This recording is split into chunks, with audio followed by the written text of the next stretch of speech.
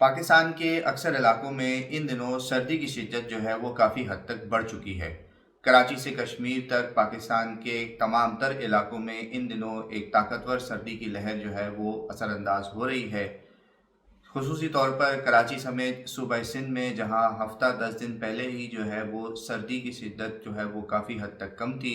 In fact درجہ حرارت جو ہے وہ ان مہینوں میں بھی جو ہے وہ معمول سے کچھ حد تک زیادہ ہی ریکارڈ کیے جا رہے تھے، لیکن پچھلے چند دنوں سے جیسے ہی سردی کی لہر جو ہے وہ ملک میں داخل ہوئی ہے، کراچی سمیت سندھ کے اکثر علاقوں میں جو ہے وہ کافی تیزی سے موسم تبدیل ہوا ہے۔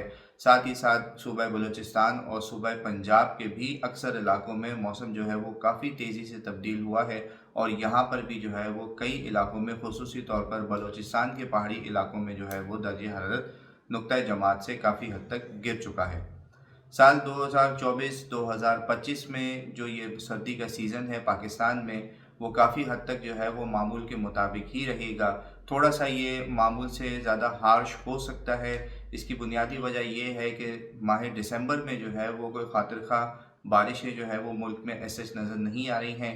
صرف اور صرف یہ پاکستان کے شمالی علاقہ جات میں وقتاً فوقتاً جو ہے وہ بارش برسانے والے سسٹم، مغربی ہواؤں کے سسٹم جو ہے وہ اثر انداز ہوں گے، جس کے زیر اثر بارشیں اور پہاڑی علاقوں میں برف باری ممکن ہے۔